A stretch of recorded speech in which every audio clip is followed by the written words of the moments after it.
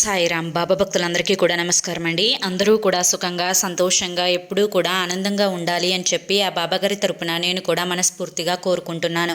ఈరోజు బాబాగారు అందించే సందేశం ఏంటి అంటే కనుక, అసలు రహస్యం ఇదే తల్లి, గుట్టు రట్టయ్యే సమయం, నీ భర్త గురించి గుండె పగిలే నిజం, ఇది వింటే నిజంగా నువ్వే గుడ్లు తేలేస్తావమ్మా అని చెప్పి మనం తెలుసుకోవాల్సిన విషయం. మన భర్త గురించి ఏదో చెప్పాలి అనుకుంటున్నారండి. మరి ఆ సందేశం ఏంటో, అసలు ఏం చెప్పాలి అనుకుంటున్నారో మీరు వీడియో చివరి వరకు చూస్తేనే తెలుస్తుంది. దానికంటే ముందు చాలామంది కూడా చెప్పుకోలేనటువంటి సమస్యలతోటి సతమతమైపోతూ వాటిని ఎలా తీర్చుకోవాలో తెలియక ఇబ్బంది పడిపోతూ ఉంటున్నారు. అటువంటి వారి కోసం శ్రీ షిరిడి సాయిబాబా ఆశీస్సులతో జ్యోతిష్యం చెప్పబడును గురూజీ శివరామరాజు గారు. Phone number 9959942252. మీరు ఇప్పటి వరకు ఎన్నో చోట్ల జ్యోతిష్యం చెప్పించుకొని మీరు ఆశించిన మార్పులు మీ జీవితాలలో జరగలేదని చెప్పి బాధపడి ఉంటారు. కానీ ఇక్కడ అస్సలు అలా జరగదండి. మీ సమస్యలు ఏవైతే ఉన్నాయో, ప్రేమ, పెళ్లి, ఉద్యోగం, రాజకీయం, సంతానం లేక ఇబ్బంది పడుతున్నా, భార్యాభర్తల మధ్య గొడవలున్నా, అప్పుల సమస్యలున్నా, శత్రువుల సమస్యలున్నా, అవేంటో గురువు గారికి వివరించి చెప్పినట్లయితే వాటికి తగిన పూజలు చేసి గురువుగారు మీకు రోజులలోనే పరిష్కారాన్ని చూపిస్తారు. గురువుగారు చెప్పింది చెప్పినట్లుగా 100కు 1000% జరుగుతుంది. నమ్మకంతో స్క్రీన్ మీద కనిపిస్తున్నటువంటి నెంబర్కి కాంటాక్ట్ అవ్వండి. భార్యాభర్తల మధ్య వశీకరణ, స్త్రీ మరియు పురుషుల మధ్య వశీకరణ 100% జరపబడును. ఎటువంటి సంతాన సమస్యలకైనా కానీ గురువుగారి దగ్గర చక్కటి పరిష్కారం దొరుకుతుంది.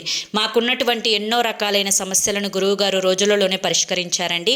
అలాగే మీ జీవితాల్లో సంతోషాలు రావాలి, ఆనందాలు రావాలి అంటే వెంటనే స్క్రీన్ మీద కనిపిస్తున్నటువంటి నెంబర్కి కాంటాక్ట్ అవ్వండి. సమస్యల నుంచి బయటపడి ఆనందంగా జీవితంలో ముందడుగు వేయండి. ఇక ఆలస్యం చేయకుండా మనం బాబాగారి యొక్క సందేశం ఏంటో తెలుసుకుందాం. తల్లి, ఈరోజు నీకు అసలు రహస్యం అనేది చెప్పబోతున్నాను. ఈ యొక్క వార్త నువ్వు విన్న తర్వాత నిజంగా గుడ్లు తేలేస్తావు. ఎందుకు గుడ్లు తేలేస్తావు అన్నాను అంటే, ఇది నీ భర్త గురించి నేను చెబుతున్నటువంటి మాట. బిడ్డ, ప్రతి ఒక్క మనిషి ఆ యొక్క వ్యక్తుల మనస్తత్వాలు అనేవి ఒకేలా ఉండవు. ఒక చేతికి 5 వేళ్ళు ఏ విధంగా ఉంటాయో ఆ 5 వేళ్ళు సమానంగా ఉండవు. అటువంటిది ఎవరి కడుపునో పుట్టినటువంటి, అంటే ఒక్కొక్కరి కడుపున పుడుతూ ఉంటారు కదా, అలా ఈ యొక్క సమాజంలో ఇన్ని కోట్ల మంది జనాభాలో అందరి యొక్క వ్యక్తిత్వాలు ఒకేలా ఉండవు, కలవవు. అయితే నీ మనసు ఒక రకంగా ఆలోచిస్తూ ఉంటే నీ భర్త మనసు మరొకలాగా ఆలోచిస్తూ ఉంటుంది.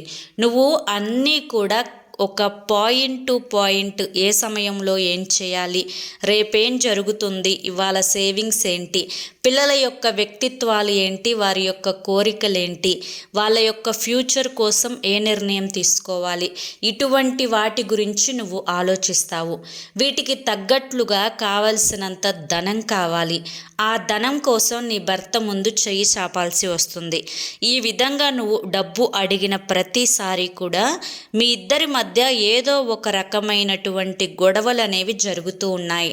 దానికి కారణం నీ భర్తకు నీ మీద ప్రేమ లేక, లేదంటే నీ బిడ్డల మీద ప్రేమ లేక, ఇప్పుడున్నటువంటి ఈ అప్డేట్ అయిన జనరేషన్ని బట్టి నీ భర్త అప్డేట్ అవ్వడం లేదా, అసలు లేవు అని అనుకుంటూనే రోజంతా కూడా బయట పని ఎందుకు చేస్తున్నారు, ఉన్నా కూడా మాకు ఇవ్వడం ఇష్టం లేదా, దాచుకొని ఏదన్నా నాటకాలు ఆడుతున్నారా, ఎవరికన్నా ఇస్తున్నారా, బయట స్నేహితులకు ఏదన్నా వ్యర్థంగా ధనాన్ని ఖర్చు చేస్తున్నాడా, లేకపోతే తను ఏదన్నా మద్యం సేవించడానికి ధనాన్ని ఎక్స్ట్రాగా ఖర్చు చేస్తున్నాడా, లేకపోతే ఇంకా వారి కోసం ఏదన్నా పెట్టుకుంటున్నాడా, ఇలా రకరకాలైనటువంటి అనుమానాలతోటి అప్పుడప్పుడు సూటిపోటి మాటలు కూడా నీ భర్తని నువ్వు అంటూనే ఉంటావు.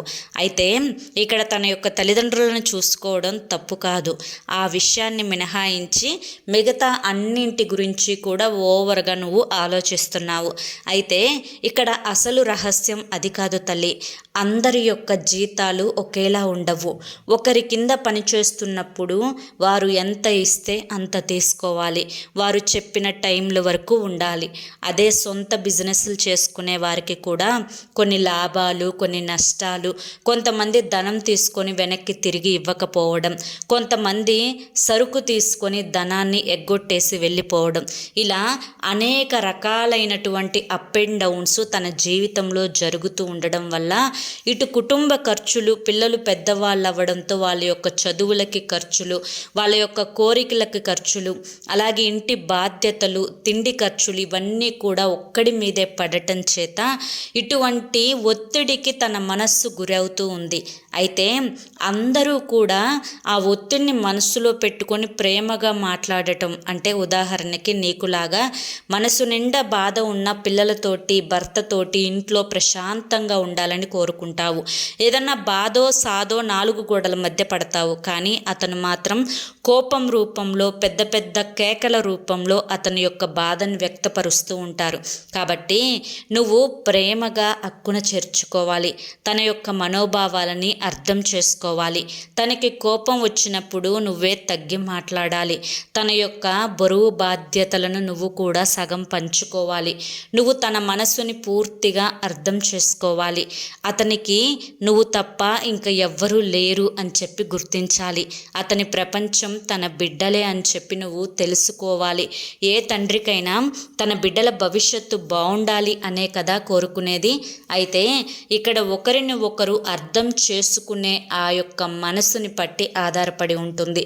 కాస్తంత ఓర్పు, సహనం, ఏదన్నా మాట అంటే పొరపాటుగా నోరు జారేస్తానేమో అని అనుకున్నప్పుడు కాస్తంత కంట్రోల్లో ఉండటం కూడా తెలుసుకోవాలి. బిడ్డ, ఇవన్నీ కూడా తెలుసుకున్నప్పుడే జీవితం అంటే ఇద్దరి మాట మీద వెళుతుందన్నమాట. కాబట్టి కొన్నిసార్లు నువ్వు ఓర్పు పట్టడంలో తప్పు లేదు. అతను మనస్సు అనేది గ్రహించి ముందడుగు వేయాలి. నలుగురిలో అరవడం, నలుగురిలో తిట్టడం, భర్తని చిన్నచూపు చూడడం, భర్త గురించి పుట్టింటి వారికి చెప్పడం, పుట్టింటి వారి ముందు భర్తను తిట్టడం, అవమానించడం, అతను ఎటువంటి వాడైనా కానీ ఈ విధంగా నువ్వు చెప్పుకోవడం వల్ల నీ యొక్క విలువ తగ్గుతుంది అన్న విషయాన్ని తెలుసుకో. ఎప్పుడైనా మెడలో తాళి పడిన తర్వాత అతను బాగుంటేనే నువ్వు బాగుంటావు. ఒక పూట తెచ్చినా మరొక పూట తేకపోయినా నువ్వు ఇక్కడ భర్త దగ్గర ఉంటేనే నీ విలువ అనేది పెరుగుతుంది.